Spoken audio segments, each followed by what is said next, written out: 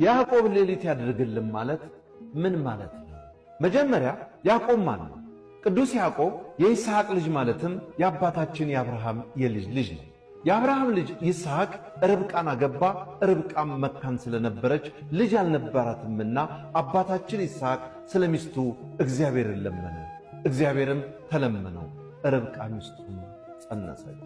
ልጆቹም በሆዷ ውስጥ ይገፋፉ ነበር። እርሷም እንዲህ ከሆነ ይህ ለኔ ምኔ ነው አለች። ከእግዚአብሔርም ትጠይቅ ዘንድ ሄደች። እግዚአብሔርም እንዲህ አላት፣ ሁለት ወገኖች በማኅፀንሽ ናቸው። ሁለቱም ሕዝብ ከሆድሽ ይከፈላሉ። ሕዝብም ከሕዝብ ይበረታል፣ ታላቁም ለታናሹ ይገዛል። ተወልድ ዘንድ በዘመኗ በተፈጸመ ጊዜም እነሆ በማኅፀኗ መንታ ነበሩ። በፊትም የወጣው ቀይ ነበረ፣ ሁለተኛውም ጠጉር ለብሶ ነበር። ስሙም ኤሳው ተባለ። ከዚያም በኋላ ወንድሙ ወጣ፣ በእጁም የኤሳውን ተረከዝ ይዞ ነበር። ስሙም ያዕቆብ ተባለ። አባታቸው ይስሐቅም ኤሳውን ይወድ ነበር፣ እናታቸው ርብቃ ግን ያዕቆብን አብልጣ ትወድ ነበር። ስለዚህም አባታቸው ይስሐቅ በሸመገለ ጊዜ በጣም አርጅቶ ነበርና ለሚወደው ልጁ ሊባርከው ወይም ሊመርቀው አሰበ። ነገር ግን እናታቸው ርብቃ የኤሳውን ምርቃን ለያዕቆብ በመምከር የኤሳውን በረከት አስወሰደችበት። ኤሳውም በጣም ተናዶ ወንድሙ ያዕቆብን ለመግደል ወሰነ፣ በረከቱን ወስዶበታልና።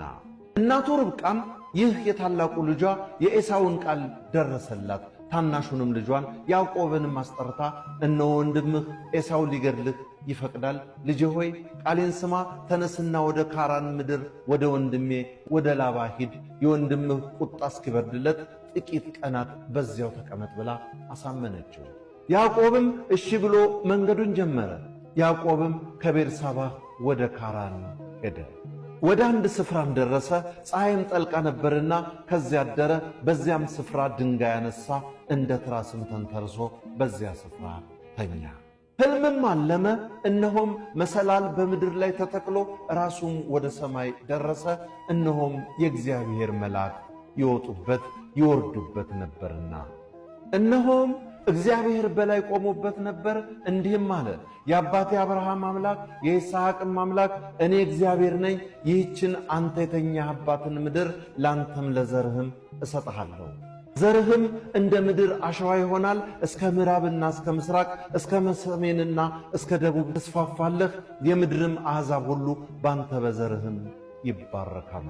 እነሆም እኔ ካንተ ጋር ነኝ፣ በምትሄድበትም መንገድ ሁሉ እጠብቅሃለሁ፣ ወደዚች ምድር እመልስሃለሁ። የነገርኩህን ሁሉ እስካደረግክ ድረስ አልተውህም። ያዕቆብም ከእንቅልፉ ተነስቶ በእውነት እግዚአብሔር በዚህ ስፍራ ነው፣ እኔ አላወቅኩም ነበር አለ። ፈራ፣ እንዲህም አለ፣ ይህ ስፍራ እንዴት ያስፈራል! ይህ ስፍራ የእግዚአብሔር ቤት ነው እንጂ ሌላ አይደለም፣ ይህም የሰማይ ደጅ ነው። ያዕቆብም ማልዶ ተነሣ፣ ተንተርሶት የነበረውንም ድንጋይ ወስዶ ሐውልት አድርጎ አቆመው፣ በበላዩም ዘይትን አፈሰሰበት። ያዕቆብም ያንን ስፍራ ቤቴል ብሎ ጠራው። አስቀድሞ ግን የዚያች ስም ሎዛ ነበር። ያዕቆብም እንዲህ ብሎ ስለት ተሳለ፣ እግዚአብሔር ከኔ ጋር ቢሆን በሚሄድበትም በዚች መንገድ ቢጠብቀኝ፣ የምበላውንም እንጀራ የምለብሰውን ልብስ ቢሰጠኝ፣ ወደ አባቴ ቤትም በጤና ብመለስ እግዚአብሔር አምላኬ ይሆንልኛል። ለሐውልት የተከልኩት ይህም ድንጋይ የእግዚአብሔር ቤት ይሆናል።